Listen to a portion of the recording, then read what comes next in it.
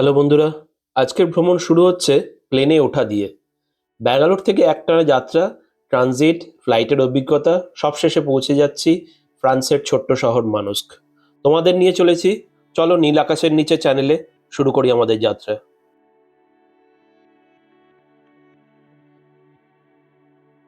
তো চলো এবার ফ্লাইটে উঠে যাচ্ছি ব্যাঙ্গালোর ছেড়ে প্যারিসের উদ্দেশ্যে রওনা দিচ্ছি। ওঠার মুখটাতে বেশ একটু ভিড় আছে, তাই আস্তে আস্তে ধীরে সুস্থে ওঠা। ফ্লাইটের ভেতরে অবশ্য ইংলিশ, ফ্রেঞ্চ আর কান্নাড়া ভাষায় কথা হচ্ছে। তো আমি তো বেশ একটু ইংলিশটাতেই সড়গড়, ফ্রেঞ্চ আর কান্নাড়াটা আমার একটু কমই আসে। ফ্রেঞ্চ যদিও খুব অল্প স্বল্প জানি। তাই এগিয়ে যাচ্ছি, এদিকে বেশ ভিড়। সামনের দিকটা বিজনেস ক্লাস। বিজনেস ক্লাসে তোমার বেশ একটু শুয়ে পা ছড়িয়ে যাওয়ার জায়গা থাকে। আমার জায়গাটা ইকোনমি ক্লাসে, ওই 40L একদম এগিয়ে সামনের দিকে জানলার আমি সিট নিয়েছি, যাতে বাইরের ভিউটা বেশ ভালো করে নেওয়া যায়। আস্তে আস্তে এগিয়ে যাচ্ছি। এই সামনে পেয়ে গেছি এই যে 40L, আর যে ওই উইন্ডো সিটটা আমার। উইন্ডো সিটে দিয়েও দিয়েছে বেশ কয়েকটা জিনিস দেখতে পাচ্ছি, একটা বালিশ, একটা ছোট কম্বল আর একটা হেডফোন। তার সঙ্গে বাইরের ভিউস, সামনে একটা ছোট্ট টিভি মতন দেওয়া আছে। তো টিভিটাতে অনেক কিছুই দেখা যায়, সিনেমাও দেখা যায়। আর যাবার রাস্তায় যে জিনিসটা সবচেয়ে বেশি দরকার পড়ে বা সবচেয়ে বেশি কাজে দেয় সেটা হলো ম্যাপ, মানে মানচিত্র। হ্যাঁ, সত্যি তাই, ম্যাপ বা মানচিত্র। তো সেই জন্য আগে ল্যাঙ্গুয়েজটা সেটিং করে নিলাম, ফ্রেঞ্চ থেকে ইংলিশে সেট করে নিয়ে এবার অ্যানাউন্সমেন্ট কিছু হতে চলেছে। তো লোকজন যে যার সিটে বসার চেষ্টা করছে, লাগেজ সেট করে। আমি একটু কি কি আছে টিভির মধ্যে একটু দেখে নিচ্ছি, বাইরেটাও দেখে নিচ্ছি। দেশের মাটি শেষবার এই যাত্রার আগে দেখা। এবার ঢুকে যাই সেই মানচিত্রে। প্লেনটা এখন রয়েছে ব্যাঙ্গালোরে। বিভিন্ন অপশনগুলো দেখে নিচ্ছি যে ম্যাপে কি কি অপশন হতে পারে। একটু চলো একটু সারা পৃথিবীটাকে ঘুরে দেখি কোথায় কি কি আছে। এই অ্যানাউন্সমেন্ট শুরু হয়ে গেল, চলো এবার একটু ঘুরে দেখে আসি। এদিকটা তো আফ্রিকা চলে এলো, মিডল ইস্ট, দিকে গেলে আফ্রিকান কান্ট্রি, আর ওপর দিকে এইখানে হচ্ছে ইউরোপের অংশ যেখানে আমি যাব। প্যারিস সিডিজি, এয়ারপোর্টটার নাম শার্ল ডে গল। তো এখান থেকে ব্যাক করে আবার ইন্ডিয়ার দিকে চলে আসছি। মানে আমি তোমাদের একটু টোটাল ম্যাপটা দেখিয়ে দিচ্ছি কোথা থেকে কোথায় যাব। এই ব্যাঙ্গালোর থেকে ওই সিডিজি প্যারিস এয়ারপোর্ট, এইটা হচ্ছে আমার টোটাল জার্নির লোকেশনটা। যাই হোক, প্লেন এবার ছাড়ছে। বাইরে এখন ইন্ডিয়ান টাইমে রাত্রির 1:30, মানে প্রিসাইজ ওয়েতে 1:35। এবার রানওয়ে থেকে স্টার্ট করছে, দেশের মাটি ছেড়ে উড়ে যাচ্ছি ফ্রান্সের উদ্দেশ্যে। যাই হোক, একটু মনটা খারাপ, আবার অন্য জায়গায় যাচ্ছি সেদিকেও একটু মনটা রয়েছে। তো এই দোটানার মধ্যে আস্তে আস্তে প্লেন এগিয়ে যাচ্ছে, টেক অফ করছে।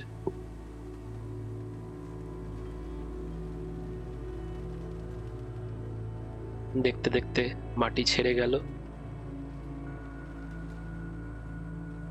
এয়ারপোর্টও আস্তে আস্তে ছেড়ে বেরিয়ে গেল। ওপর থেকে ব্যাঙ্গালোরটা, রাত্রিরের ব্যাঙ্গালোর দেখতে পাওয়া যাবে।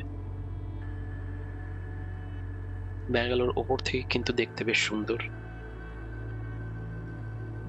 এই সেই বেলারি রোড, হেবাল থেকে এই রাস্তাটা ধরেই আসি আমরা এয়ারপোর্ট যাওয়ার জন্য। রাতের ব্যাঙ্গালোরটা খুব সুন্দর লাগে,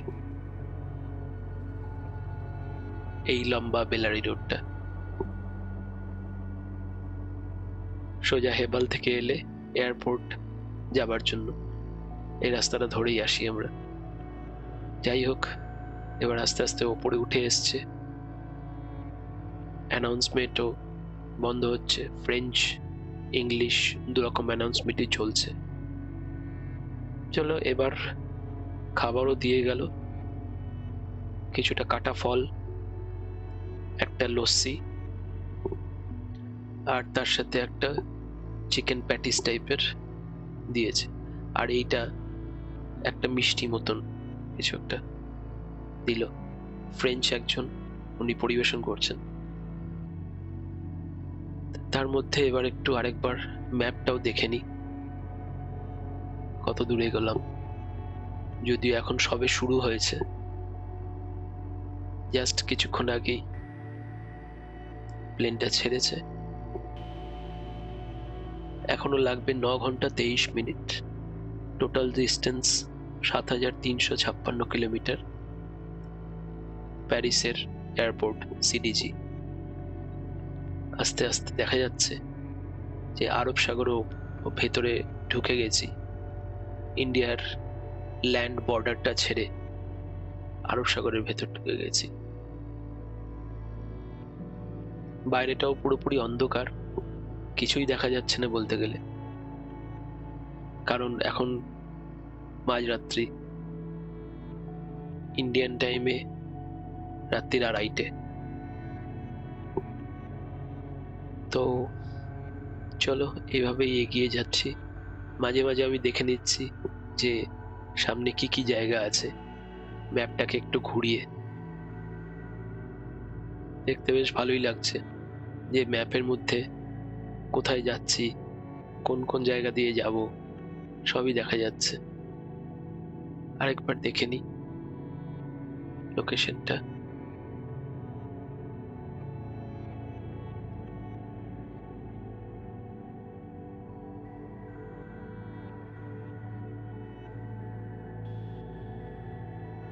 লোকেশনটা মাঝে মাঝে একটু হারিয়ে যাচ্ছে, খুঁজতে একটু সময় লাগছে।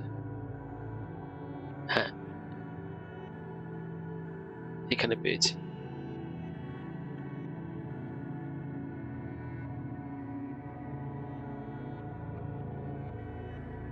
এমন ভাবে ম্যাপটাকে দেওয়া যেন সারা পৃথিবীর ম্যাপটা হাতের মুঠোর মধ্যে চলে আসে।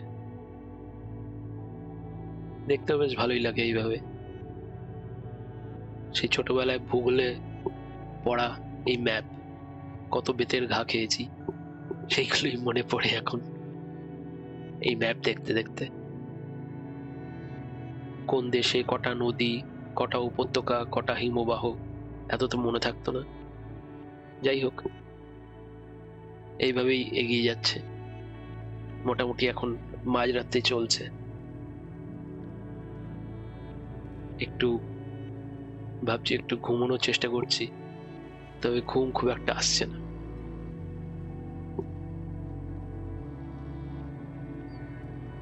হঠাৎ করে একটু জানলাটা খুলে দেখতে পাচ্ছি একটু দিগন্ত দেখা যাচ্ছে, খুব হালকা, যাকে বলে দিগন্ত।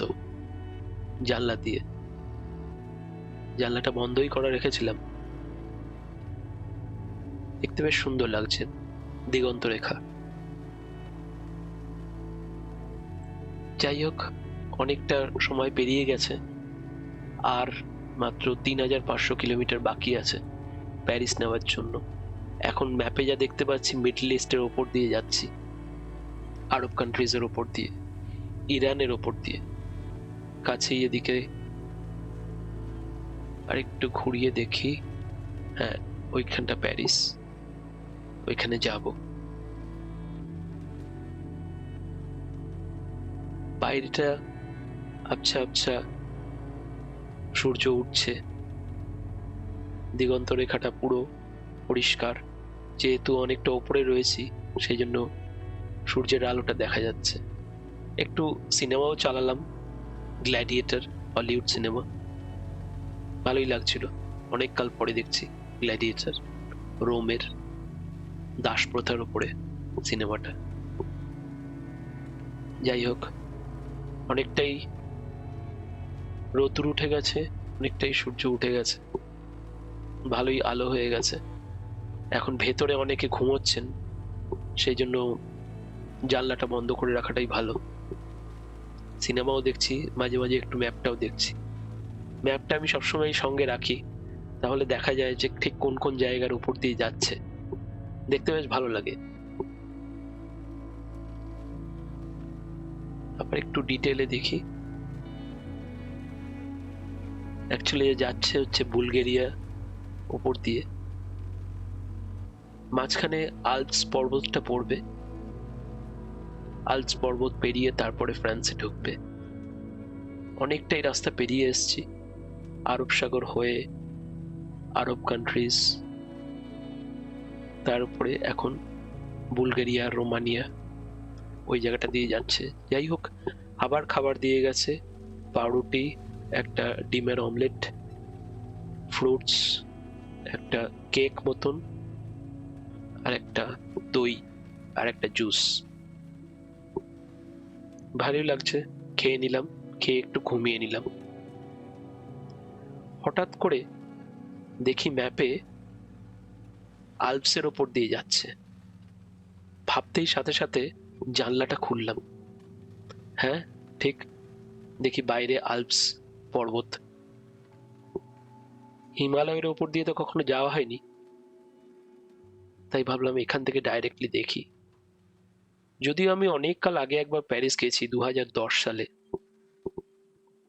এখানে ডাউনওয়ার্ড ডিরেকশনের ক্যামেরাটা একটু অন করলাম, সেটাও দেখা যায়, কিন্তু সেখান থেকে খুব ভালো দেখা যাচ্ছিল না আল্পসটা ক্যামেরাতে। তো ডাইরেক্টলি ওই জন্য জানলা দিয়েই আল্পসের ওপরটা দেখলাম। একদম ধবধবে সাদা, তার উপর সূর্যের আলো পড়ছে, আলো যেন একদম ঠিকরে বেরোচ্ছে। ওই জন্য প্লেনের ভেতরে অনেক সময় অ্যানাউন্সও করে, যদিও এবার করলো না, যে জানলাগুলো বন্ধ করে রাখতে। কারণ এটা যদি ঘুমের সময় হয়, তাহলে লোকজনের ঘুমের ব্যাঘাত ঘটবে। কারণ এত বেশি আলো জানলা দিয়ে ভেতরে ঢোকে, মানুষজন ঘুমোতে পারেন না। তো এখন যদিও অনেকে জেগেই ছিল, তা আমি একটু জানলাটা খুলে একটু ভিডিও নিলাম। দেখতে পাচ্ছ পুরো সাদা ধবধবে আল্পস পর্বতের উপর দিয়ে যাচ্ছে প্লেনটা, অসাধারণ সুন্দর। একে বলে প্রাকৃতিক সৌন্দর্য। আমি শুধু তাকিয়ে থাকলাম বাইরেটা, আর মনে পড়ছিল যে আমার দিদি খুব ভালোবাসতো পর্বত, পাহাড়। যাই হোক, ম্যাপেও দেখা যাচ্ছে যে আল্পস পর্বতের উপর দিয়ে যাচ্ছে। এখানেও অনেকটা জায়গাতে সাদা করে মেনশন করে দেওয়া রয়েছে যেটা আল্পস পর্বত। আর এখানে একটা জায়গাতে লেখাও ছিল, আমি আগে একবার দেখছিলাম, যে আল্পস বলে। হ্যাঁ,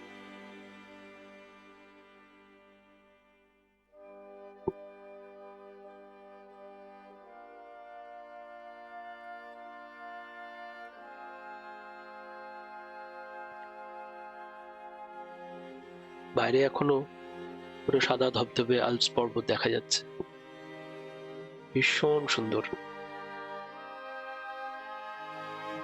অনেকক্ষণ ধরে চলছে আল্পস পর্বতের উপর দিয়ে। এই আল্পস পেরোলে তারপরেই ফ্রান্সের বর্ডারের মধ্যে ঢুকে যাব।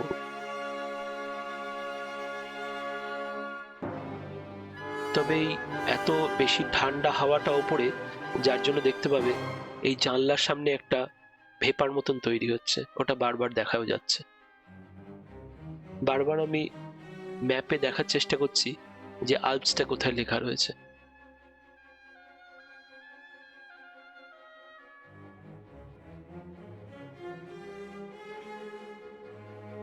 আসলে এত সাদা আলো হয়ে রয়েছে যে ম্যাপের উপর সেটা রিফ্লেক্ট করছে।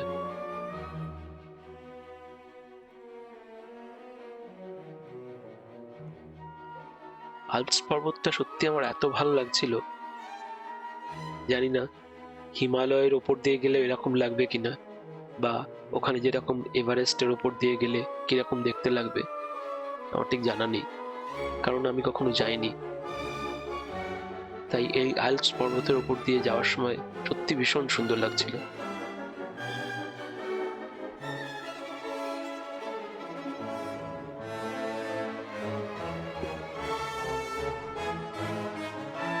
তার উপর সূর্যের আলো আল্পসের ওপরে।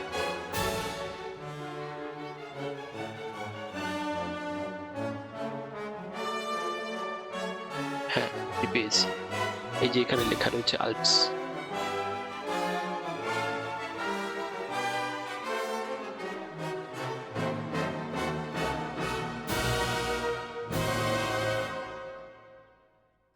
আর অ্যাকচুয়ালি এখন যাচ্ছে জেনেভার উপর দিয়ে প্লেনটা, সামনে লেখা রয়েছে জেনেভা, আর এইদিকে লেখা আছে আল্পস। এখন জেনেভা পেরিয়ে সোজা চলে যাচ্ছে প্যারিসের দিকে। আমি নামবো, ফাইনাল ডেস্টিনেশন অবশ্য এই মার্সেতে। প্রথমে প্যারিস, তারপর সেখান থেকে মার্সেলে।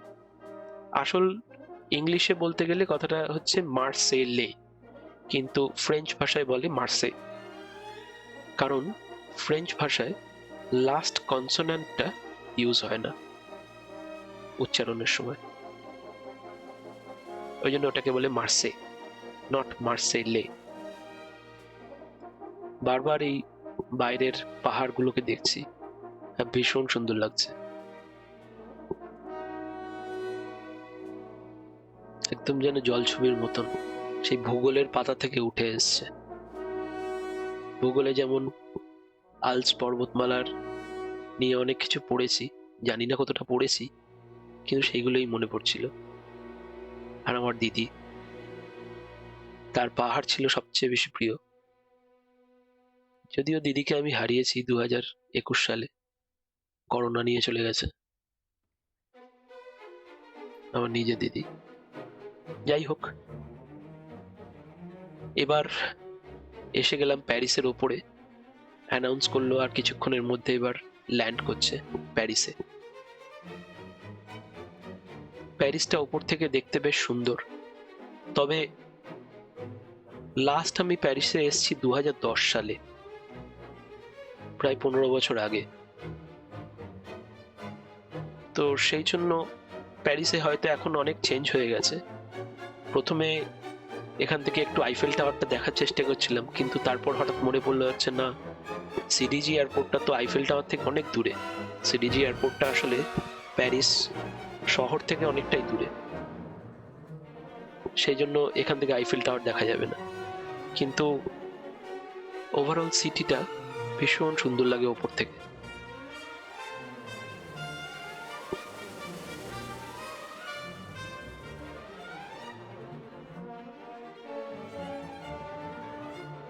দেখতেই পাচ্ছ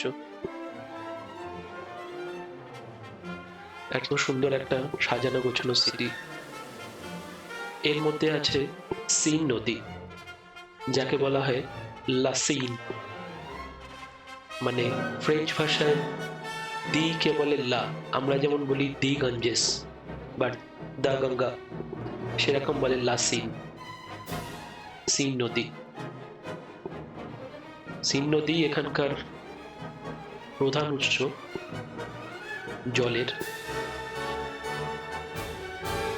তো এবার ল্যান্ড করছে প্যারিস এয়ারপোর্টের, আর একদম এসে গেছি। যতই আমি ফ্লাইটে ট্রাভেল করি না কেন, এই ল্যান্ডিং এর সময় কেন জানি না একটু ধুকপুক করে। আসলে এত ন্যাশনাল জিওগ্রাফিতে ফ্লাইট ক্র্যাশ ইনভেস্টিগেশন দেখেছি, এই ল্যান্ডিং এর সময় কেন জানি একটু ভয় ভয় করে। তো ল্যান্ডটা ঠিকঠাক হয়ে গেলে তারপর আর অসুবিধা নেই। তো এই ল্যান্ড করে গেল, তাই ভাবছিলাম প্লেনটা ব্যাঙ্গালোর থেকে উড়েছে আর আমাদের নিয়ে এই প্যারিসে ল্যান্ড করলো। এত দূর একটা প্লেনে করে এলাম। পাশেই দেখা যাচ্ছে আরেকটা এয়ার ফ্রান্সের ফ্লাইট দাঁড়িয়ে রয়েছে, সেটাও মনে হচ্ছে A330, কারণ ইউরোপের ম্যাক্সিমাম ফ্লাইটই হচ্ছে এয়ারবাসের তৈরি, A330, A380, A350 এইগুলো। আর আমেরিকান ম্যাক্সিমাম ফ্লাইট থাকে বোয়িং এর। তো যেহেতু এটা ইউরোপের উপর দিয়ে যাচ্ছে, আর এই এবার সবাই আস্তে আস্তে বেরোনোর চেষ্টা করছি। বিজনেস ক্লাস বেরিয়ে সামনে বাসটা দাঁড়িয়ে আছে, একজন মহিলা সামনে কিছু জনকে চেক করছেন। এই ফ্লাইটটাতে আমরা এলাম, সেইখান থেকে এবার বেরিয়ে যাচ্ছি। রোদ্দুরটা বেশ মিষ্টি রোদ্দুর, ঠান্ডা ঠান্ডা ওয়েদার, যেমন আমাদের ব্যাঙ্গালোরে নভেম্বর মাস নাগাদ কি ডিসেম্বরের শুরুর দিকে যেমন একটু ঠান্ডা ঠান্ডা পড়ে, সেই রকম। তো ঢুকলাম 2E টার্মিনালে। আমাকে যেতে হবে F30, কারণ আমি এরপর মার্সের ফ্লাইট ধরবো। তো এখান থেকে বেশ অনেকটা এগিয়ে যাচ্ছি, প্রচুর মানুষজন, অনেক ভিড়। এখানে অনেকেই দাঁড়িয়ে আছেন যারা গাইড করছেন যে আমাকে কোন দিকে যেতে হবে।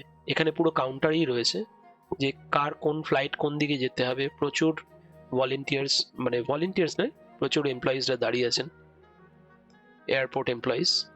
ওনারা বলে দিচ্ছেন যে কোন ডিরেকশনে যেতে হবে। আমিও একজনকে জিজ্ঞেস করলাম, উনি বলে দিলেন যে আপনাকে F30, যেখানে 2F দেখবেন ওই ডিরেকশনেই যেতে থাকবেন। ইংলিশেই কথা বললেন। তো আমি এগিয়ে যাচ্ছি। এখানে যারা ডাইরেক্টলি প্যারিস থেকেই এক্সিট করছেন তাদের ইমিগ্রেশনের জন্য। তো আমি তো প্যারিস থেকে এক্সিট করব না, আমি তো মার্সের ফ্লাইট ধরবো। তো এই জন্য আমি এই রাস্তা দিয়ে এগিয়ে যাচ্ছি। এই যে সামনে লেখা হয়েছে 2E, 2F, 2G, তো যেখানেই 2F লেখা আছে ওই ডিরেকশনেই যেতে হবে। আমার টার্মিনালটা হচ্ছে F30। তো অনেকটাই হেঁটে যাচ্ছি।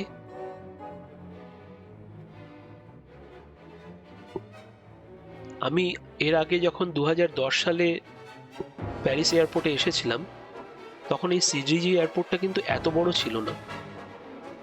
এখন দেখছি যেন বিশাল বড় এয়ারপোর্ট হয়ে গেছে। তখন খুবই ছোট এয়ারপোর্ট ছিল বলতে গেলে।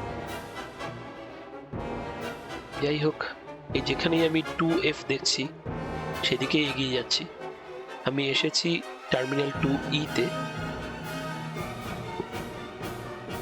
অনেকটাই হাঁটছি, যতক্ষণ না F30টা দেখতে পাচ্ছি ততক্ষণ আমি দাঁড়াতে পারবো না, কারণ আমার লেওভার টাইম রয়েছে 2.5 ঘন্টা, 2.5 hours। তো ওই জন্য তাড়াতাড়ি করে গিয়ে আগে আমি টার্মিনালটা দেখে নিচ্ছি যে কোথায় আমার টার্মিনাল, কোথায় আমার এন্ডিং। তাই একটু দেখতে দেখতেই যাচ্ছি, দেখতে বেশ ভালোই লাগছে। বাইরে সকালবেলা, এখন আমি ল্যান্ড করলাম 8:40, মানে প্যারিস টাইমে। এখন প্রায় 9টা বাজে। তো হাঁটতে হাঁটতে এগোচ্ছি। বেশ পরিষ্কার পরিচ্ছন্ন, খুবই পরিষ্কার প্যারিস এয়ারপোর্ট। অনেকটাই হাঁটতে হাঁটতে যাচ্ছি। 2F, এই যে সামনে দেখাচ্ছে 2F। এই জায়গাটা দেখে হঠাৎ করে মনে পড়লো, ইউটিউবে আমি যখন আগে একবার চেক করছিলাম তো এই জায়গাটা দেখেছিল, এই ব্রাউন কালারের 2F লেখা। এটা দেখে আমার একটু মনে হলো হ্যাঁ, আমি বোধহয় ঠিকই দেখতে পাচ্ছি, ঠিকই ডিরেকশনে যাচ্ছি। কারণ আমি ইউটিউবে আগে একবার চেক করেছিলাম 2E থেকে 2F কি করে যেতে হবে, কারণ আমার টার্মিনালটা আমার টিকিটে দেওয়া ছিল। যেহেতু অনেকদিন পরে একা যাচ্ছি, তাই একটু আগে থেকে ইউটিউবে রিসার্চ করে নেওয়া যে কিভাবে যেতে হবে। তো প্যারিস এয়ারপোর্টে 2E থেকে 2F যদি কেউ কখনো যেতে চাও, আমার এই ভিডিওটাকে রেফার করতে পারো।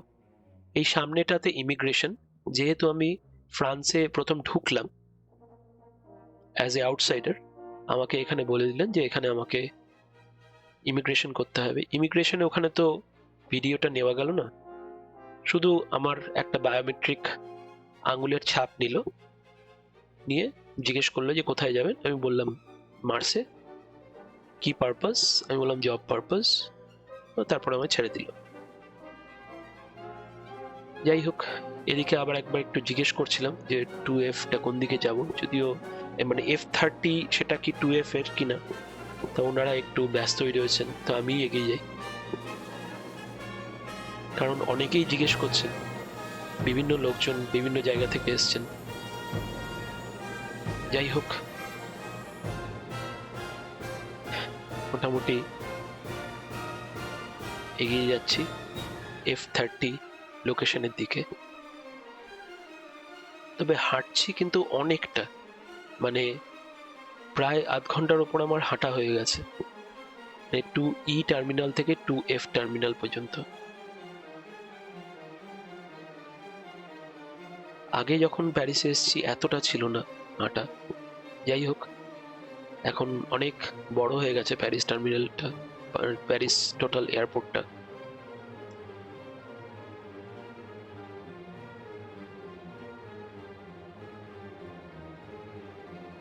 এই রাইট সাইডে দেখাচ্ছে 2F, তো ওই 2F ধরেই এগিয়ে যাচ্ছি। এইখানে হঠাৎ দেখতে পেলাম এটা একটা রোবোটিক ক্লিনার, মানে মেঝেটা ক্লিন করছে এই রোবট। দেখে বেশ ভালো লাগলো যে এখানে রোবট এসে গেছে, রোবট ক্লিন করছে, পরিষ্কার করছে। যাই হোক, এবার এইদিকে দেখাচ্ছে যে F21 থেকে F36 এইদিকে, তার মানে আমার F30 টার্মিনালটাও আমার এইদিকেই পড়বে। তার মানে বুঝতে পারছি খুব তাড়াতাড়ি, খুব কাছেই এসে গেছি। এদিকে অনেক দোকান টোকান দেখতে পাচ্ছি, চকলেটস রয়েছে, প্রচুর ওয়াইন শপ দেখতে পাচ্ছি, যদিও আমি খুব একটা পছন্দ করি না, তবে ওয়াইন শপ অনেক, মানে এখানে যে বলতে গেলে মুদিখানার দোকানের মতন ওয়াইন শপ এয়ারপোর্টের ভেতরে। লোকজন দৌড়াদৌড়ি করছে, হয়তো লেট হয়ে গেছেন, তো আমি আস্তে আস্তে এগিয়ে যাচ্ছি। আমার এখনো সময় আছে, 1-1.5 ঘন্টার উপর হাতে সময় আছে। আমার এই প্যারিস টাইমে ছাড়বে হচ্ছে সকাল 11:30টার সময়। তো এদিকে অনেক দোকান, সোয়াচ, ঘড়ির দোকান, এখানে একটা ছোট খাবারের দোকানও রয়েছে। তবে এয়ারপোর্টের ভেতরে তো দামটা একটু বেশ ভালোই বেশি। ওই দূরে দেখা যাচ্ছে F30 একদম লাস্টে। যাই হোক, আমি না টার্মিনালটা দেখে নিয়েছি, তো টার্মিনাল দেখার পর তো আমার একটু স্বভাব, আমি এবার একটু ঘুরে ঘুরে বেড়াই কাছে কাছে কোথায় কি আছে। এখানে একটা স্টোর, রাইট সাইডে এখানে ATM মেশিন, সামনে একটা ছোট খাবারের দোকান। তবে এই দোকানটা কিন্তু বেশ ভালো লাগছে, চলো একটু সামনে গিয়ে দেখি। এক্স টাইম ডিউটি ফ্রি, তো তোমরা যদি কেউ এখান থেকে কখনো কিছু কিনতে চাও, সেটা ডিউটি ফ্রি হবে, মানে তোমাকে কাস্টম ডিউটি দিতে হবে না। মানে অল্প কেউ যদি কিছু কিনে নিয়ে যেতে চায়, তাহলে ডিউটি ফ্রি সব থেকে কেনাই ভালো এয়ারপোর্টের ভেতরে। রাইট সাইডে এখানে একটা একটা বড় ওয়াইন শপ মতন, এখানে প্রচুর ওয়াইন শপ, কিন্তু বেশ দেখতে সুন্দর শপটা। লেফট সাইডে এই দোকানটাতেও প্রচুর এরকম ওয়াইন শপ। তারপর এই দেখতে পাচ্ছি চকলেট, টবলারন, ফ্রেঞ্চ ব্র্যান্ড চকলেটের শপ। আরো প্রচুর অনেক কিছু গ্রসারিজ আইটেমস, যা তুমি নিতে চাও নিতে পারো, এখানে রয়েছে। এই এয়ারপোর্টটা আমার যেন মনে হচ্ছে আমি এসেছিলাম 2010 সালে, এই জায়গাটা বোধহয় ছিল, জানি না, নাও হতে পারে, কেন জানি না হঠাৎ মনে হলো। অনেক দোকান, প্রচুর দোকান রয়েছে। রিলেটা আমি জানি ফ্রেঞ্চ একটা বড় ব্র্যান্ড, এখানকার লোকে বলে হেলে, মানে আর বলে না হা, এরকম একটা এদের প্রনাউন্সিয়েশনটা। যাই হোক, F30 টার্মিনালে আবার চলে এলাম, কারণ আমার এবার যাওয়ার সময় চলে এসছে। এবার উঠছি মার্সেতে যাওয়ার জন্য। এবার প্যারিসও ছেড়ে চলে যাব, মার্সেতে যাব। তো এখানে সবই দেখছি এয়ার ফ্রান্সের ফ্লাইট দাঁড়িয়ে রয়েছে, সকাল 11:30। একটু লেট করলো ফ্লাইটটা, আধ ঘন্টা লেট করলো। বেশ পরিষ্কার আকাশ, সুন্দর লাগছে, ওয়েদারটা খুব সুন্দর, খুব মিষ্টি রোদ্দুরটা, মানে বেশ আমাদের যেমন শীতকালে রোদ পোহাতে বসি মা কাকিমা দিদিমাদের সঙ্গে, সেরকম একটা মিষ্টি রোদ্দুর। এয়ারপোর্টটাও বেশ সুন্দর, এদিকটা একটু ফাঁকা, তবে প্যারিস এয়ারপোর্টটা অনেক বড়। এবার এখানে ওঠার জন্য একটু ভিড়। এটা যদিও আমাদের লোকাল ফ্লাইটের মতনই, যেমন ব্যাঙ্গালোর কলকাতা আমরা যাতায়াত করি, বা ব্যাঙ্গালোর দিল্লি এয়ারবাস A320, যেগুলো আমরা নর্মাল ডোমেস্টিক ট্রাভেল করি সেরকমই। তবে মুশকিলটা হচ্ছে সবাই এখানে ফ্রেঞ্চ বলছেন, আর আমি কিছুই বুঝতে পারছি না। যাই হোক, ওইভাবেই এসে আমার সিটে বসে গেলাম। লোকজন এখানেও এবার সিটে বসার চেষ্টা করছেন।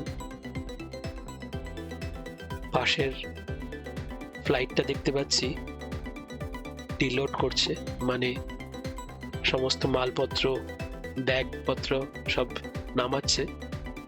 বেশ একটা অটোমেটিক ট্রলার দিয়ে, অটোমেটিক একটা পাথ রয়েছে, সেটা দিয়ে বার করছে। তো সেটাই একটু দেখছিলাম। দেখতে দেখতে আমাদের ফ্লাইটটা ছেড়ে দিল। এবার আমার রওনা দিচ্ছে মার্সের উদ্দেশ্যে। বেশ ভালোই জোরে আসছে, এখানে ট্যাক্সিং হচ্ছে। ট্যাক্সিং মানে গড়িয়ে গড়িয়ে যাচ্ছে এয়ারপোর্টের ভেতরে। তো যেতে যেতে মেইন টেক অফ লোকেশনটাতে ফ্লাইটটা আসছে। এবার বোধহয় খুব শিগগিরই ফ্লাইট ছাড়বে। পাশেই একটা ফ্লাইট ছাড়ছে নোভেল এয়ার, জানি না কোথাকার, ওটাও দেখছি ট্রাফিকে দাঁড়িয়ে রয়েছে। এই ফ্লাইটটা এবার ছাড়বে। চলো এবার আস্তে আস্তে এই ফ্লাইটটা টেক অফ করে নেবে। শুরু করে দিল। এই যখন ইঞ্জিনটা ফুল থ্রটলে ছাড়তে শুরু করে, সত্যি একটু ভয় লাগে, অস্বীকার করবো না। একটু ঠাকুর স্মরণ করে নি যেন ঠিকঠাক পৌঁছই। বাবা পাইলট ঠিকঠাক নামিয়ে দিও, সবকিছু তোমার হাতে এখন। যাই হোক, এবার প্যারিস ছেড়ে উঠে যাচ্ছি ওপরে। আকাশটা বেশ পরিষ্কার, স্পিড নিয়ে নিয়েছে ফ্লাইট। স্পিড নিয়ে এবার টেক অফ করে গেল, প্যারিস এয়ারপোর্ট ছেড়ে গেল। মার্সে এয়ারপোর্টের উদ্দেশ্যে রওনা দিলাম।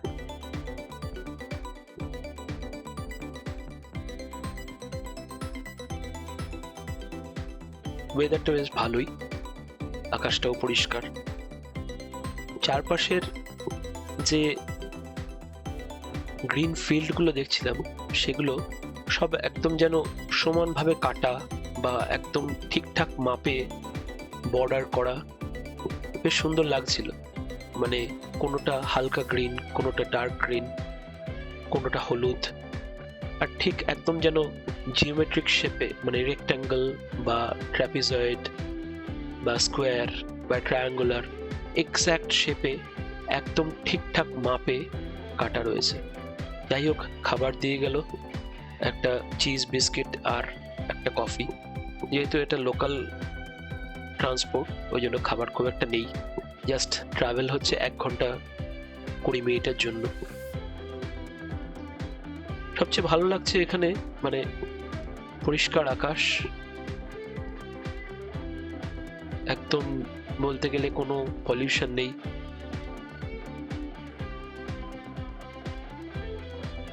নীল আকাশ, নীল আকাশের নিচে ওই পৃথিবী, আর পৃথিবীর পরে ওই নীল আকাশ। সত্যি দেখতে খুব ভালো লাগছে। তাই যেতে যেতে অনেক কিছুই মনে পড়ছে। যাই হোক, সেসব আর এখানে আনছি না। তবে যেতে যেতে একটা জিনিস আমি খুব লক্ষ্য করছি, যেহেতু আমি প্যারিস থেকে মার্সেতে যাচ্ছি, মানে প্যারিস হচ্ছে ফ্রান্সের নর্থ সাইডে আর মার্সে হচ্ছে ফ্রান্সের সাউথ সাইডে, মানে মার্সের কাছেই কিন্তু হচ্ছে সমুদ্র। তো সি এরিয়াটা হচ্ছে মার্সের কাছে, ওই জন্য নর্থ থেকে সাউথের দিকে যত যাচ্ছি দেখতে পাচ্ছি মেঘের পরিমাণ কিন্তু আস্তে আস্তে বাড়ছে। মানে ওই দিকটা পুরোপুরি ফাঁকা ছিল, প্যারিসের দিকটা। যত সাউথে যাচ্ছি দেখছি মেঘ ছোট ছোট ভেজা তুলোর মতন মেঘ জমাট বাঁধছে। ঠিক একই রকম, মানে কখনো আমরা দিল্লি থেকে কলকাতা যেতে গেলে যেমন অবস্থা হয়, কলকাতার কাছে এলে মেঘ যেন বাড়তে থাকে। দেখো, ঠিক যত আরো এগোচ্ছি তত মেঘ বাড়ছে। প্যারিসের দিকে কিন্তু কোনো মেঘ ছিল না, কারণ ওখানে কিন্তু জলীয় বাষ্প খুব কম, যেহেতু সমুদ্র ওখান ওদিকে নেই। যত সমুদ্র আসছে কাছে তত মেঘের পরিমাণ বাড়ছে। আস্তে আস্তে ছোট ছোট হয়ে বাড়ছিল, এদিকে যেন আরো বড় মেঘ বাড়ছে, প্রচুর মেঘ বাড়ছে। বেশ ভালোই লাগছে।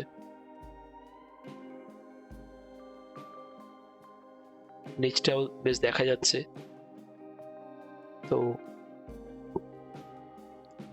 অনেকটা যাচ্ছি, যেতে যেতে পাশে একজন ভদ্রমহিলা, দুজন ভদ্রমহিলা, ওনারা আমেরিকা থেকে এসছেন, আমেরিকার টেক্সাস শহর থেকে এই সাউথ ফ্রান্সে নিস মার্সে এই দিকটাতে ঘোরার জন্য। তো ওনাদের সঙ্গে বেশ কিছুক্ষণ কথা হলো। যে আমার আবার একটু এই বাজে স্বভাবটা আছে, পাশের লোকজনদের সঙ্গে একটু কথা বলি। জানি না বাজে না ভালো স্বভাব, কিন্তু আমি লোকজনদের সঙ্গে খুব কানেক্ট করি, খুব কথা বলি, ভালো লাগে। জাস্ট কোথা থেকে এসছেন, কি করেন। উনি আর কি রিটায়ার্ড একজন অফিসার। তো এবার মার্সের দিকে ফ্লাইটটা বেঁকার সময় এখানে নিচে দেখছি বোটিং করছে মানুষজন, খুব সুন্দর লাগছে। পরিষ্কার বড় লেক মতন, জানি না এটা লেক না সমুদ্রেরই কোনো পার্ট। তো ফ্লাইটটা এদিকে ঘুরতে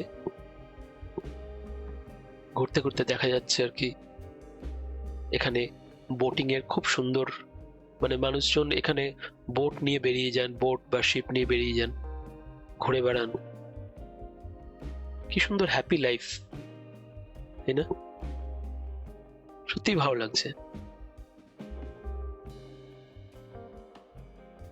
একটা ছোট্ট, এটা দ্বীপ টাইপের নাকি আমি জানি না, কিন্তু খুব সুন্দর দেখতে লাগছে। ফ্লাইটটা টার্ন নিচ্ছে, যত টার্ন নিচ্ছে ওই বোটটাকে আরো ভালো করে দেখা যাচ্ছে। আমি একটু জুম করে নেবার চেষ্টা করলাম, একদম যেন বইয়ের ছবি থেকে উঠে আসা বোট, নিজেদের মতন করে ঘুরে বেড়াচ্ছেন। জানি না, হয়তো তাদের জীবিকাও হতে পারে, বা স্পোর্টস বা অন্য কিছু হতে পারে, কিন্তু খুব সুন্দর লাগছে। একদম ফাঁকা জলের মধ্যে 3-4টে বোট ঘুরে বেড়াচ্ছে, দারুণ লাগছিল। তাই একটু জুম করে আমি আবার ফটোটা নিলাম। ছোট্ট বোট, পালতোলা, সাদা। ফ্লাইট থেকে দারুণ সুন্দর দেখতে লাগছে। যাই হোক, ফ্লাইটটা এবার ঘুরে গেল, কারণ প্যারিস থেকে মার্সেতে যখন আসছে সোজা এসে তারপর টার্ন নিয়ে তবে মার্সের এয়ারপোর্টের দিকে ঢুকলো। এবার মার্সেতে আমি ল্যান্ড করব। তো মার্সে এয়ারপোর্টটা উপর থেকে ল্যান্ড করছে। এখানে একটু ফাঁকা ফাঁকাই লাগছে, মার্সে যদিও একটু ছোট শহর মতন। তো এই মার্সে থেকে আমি মানস্ক শহরে যাব। যাই হোক, আবার সেই ল্যান্ডিং টাইম, একটু ঝাঁকুনি, একটু ভয়, সবকিছু মিলিয়ে মিশিয়ে তারপর ফ্লাইটটা ল্যান্ড করলো। যাই হোক, এবার ল্যান্ড করে গেছি। এনারা হচ্ছেন আমার সঙ্গে দুজন যাত্রী। একটু পারমিশন নিয়ে আমি ওনাদের একটা ফটো তুললাম, জাস্ট ফর মেমোরি। প্লেনটা এবার এসে একটা যেখানে দাঁড় করানোর সেখানে দাঁড়িয়ে গেল। পাশে দেখলাম আরো বেশ কিছু প্লেন দাঁড়িয়ে রয়েছে। চলো এবার বেরোই। প্লেন থেকে নামলাম, আমার লাগেজগুলো কালেক্ট করতে হবে। সব যদি লাগেজ ঠিকঠাক এসে যায় তো খুব ভালো, এই একটা ভয় থাকেই। প্রচুর লোকজনের ভিড়, ধীরে সুস্থে এগোচ্ছি। অনেকটা জার্নি গেছে, একটু টায়ার্ড লাগছে এতটা জার্নির পরে। লাগেজটা অনেকটাই ছিল। এখানেও দেখলাম ওই যে রিলের দোকান নিচে। রিলে এখানে একটা বড় ব্র্যান্ড। যাই হোক, মার্সে এয়ারপোর্টের ভেতরে বেরোলাম। এখানে ছোটখাটো কিছু দোকান রয়েছে। আমার এখানে প্ল্যান হচ্ছে এখানে একটা আমার লোকাল সিম কার্ড নেব। তো আমি এখানে শুনেছি যে একটা সিম কার্ড একটু যেটা সার্ভিসও ভালো দেয়, সিম কার্ডটাও ভালো। তো এখানে আমার মোবাইলটা একটু বসে চার্জ করালাম, খুবই এক্সস্টেড। যাক, একটা ট্যাক্সি পেয়ে গেছি, চলো উঠে যাই।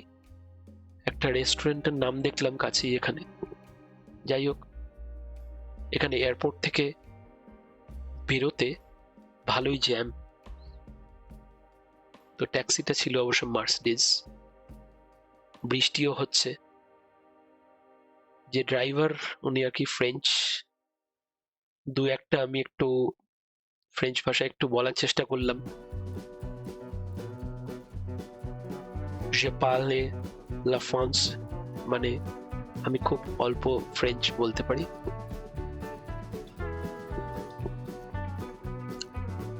সো যে এইভাবেই এগিয়ে যাচ্ছি। সুন্দর এই দূরের পাহাড়গুলো। এই মার্সে এরিয়াটা হচ্ছে কিন্তু পুরো পাহাড়ি জায়গা। দূরের পাহাড়গুলো ভীষণ সুন্দর লাগছে, তাই একটু বারবার এই ভিডিওটা নিলাম। হালকা বৃষ্টি, তার মাঝখানে পাহাড়। এখানে একটা পাহাড়ের নাম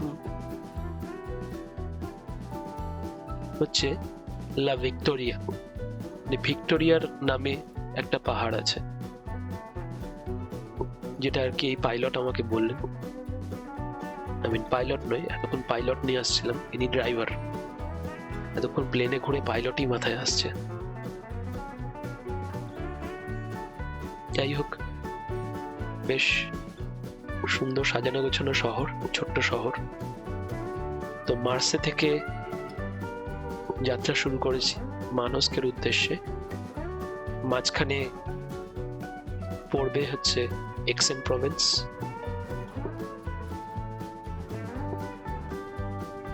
অনেকটাই যাচ্ছি।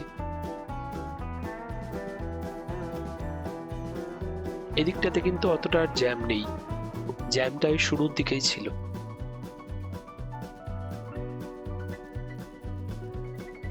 গাড়ির সমস্ত গাড়ির স্পিড খুব ভালো। ওই দূরের পাহাড়টা দেখা যাচ্ছে, এই পাহাড়টা পুরো বরফে ঢাকা। এইটাই কিছুটা আল্পসের অংশ এদিকে এসছে।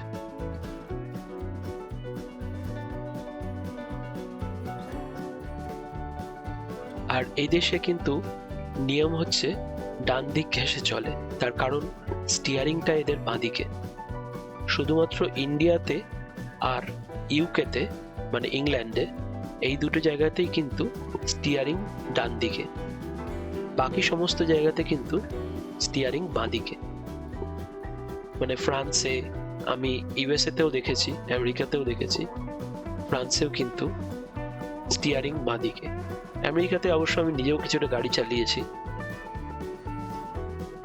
যাই হোক, এগোচ্ছি আস্তে আস্তে মানুষকে দিকে। যত এগোচ্ছি তত জায়গা খালি হচ্ছে, ফাঁকা হচ্ছে, আর দূরের পাহাড়গুলো খুব পরিষ্কার হয়ে হচ্ছে, খুব সুন্দর। আমাকে ড্রাইভার যা বললো মোটামুটি, যে এই সময়টা থেকে এই সবুজ গ্রিনারিটা আস্তে আস্তে আরো ভেসে ওঠে। তার কারণ হচ্ছে এই সময় গরমকালটা শুরু হয়। যত গরমকাল শুরু হবে, মানে এদের জন্য এটা হচ্ছে গরমকাল, আমাদের জন্য তো ঠান্ডা ঠান্ডা লাগছে। তো এই গরমকালটা যত শুরু হয় তত এই গ্রিনারিটা বেরিয়ে আসে, না হলে এইগুলো সমস্ত কিছু নাকি বরফের তলায় ঢেকে থাকে।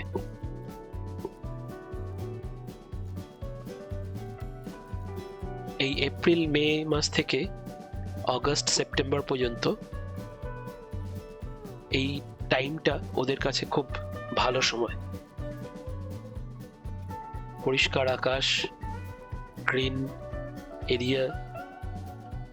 যাই হোক, এইভাবে চলছি অনেকটা দূর, প্রায় 1 ঘন্টার ওপর লাগবে, 70 থেকে 80 কিলোমিটার ডিস্টেন্স মার্সে থেকে মানস্ক। তো দুটো প্লেন পেরিয়ে তারপর এই গাড়ি করে তারপর আমি গিয়ে পৌঁছচ্ছি মানস্ক শহরে। দূরের পাহাড়গুলো খুব ভালো দেখা যাচ্ছিল, অনেকগুলো পাহাড়ই তোমার বরফে ঢাকা। গাড়িও খুব স্পিডে যাচ্ছে।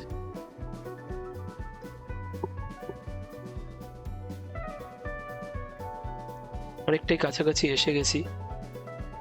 এবার এক্সেন প্রভিন্স পেরোবো। এক্সেন প্রভিন্স পেরোলে তারপরেই তোমার চলে আসবে মানস্ক। মানে মার্সে, এক্সেন প্রভিন্স, তারপর মানস্ক।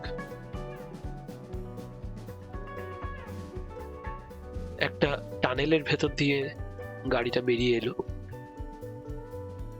টানেলের ভেতরটা পুরো আলো দেয়া ছিল। ব্যাস, আর একদম কাছেই এসে গেলাম। এবার মানস্কে ঢুকবো। চলো ভিডিওটা এবার শেষ করি। এবার আমাকে নামতে হবে। মানস্কে একদম কাছে এসে গেছি, এখানে ট্রাফিক জ্যামে আটকে গেছি। চলো বাই, গুড বাই। একটু লাইক করে দেবে, শেয়ার করে দেবে, সাবস্ক্রাইব করে দেবে। Thank you.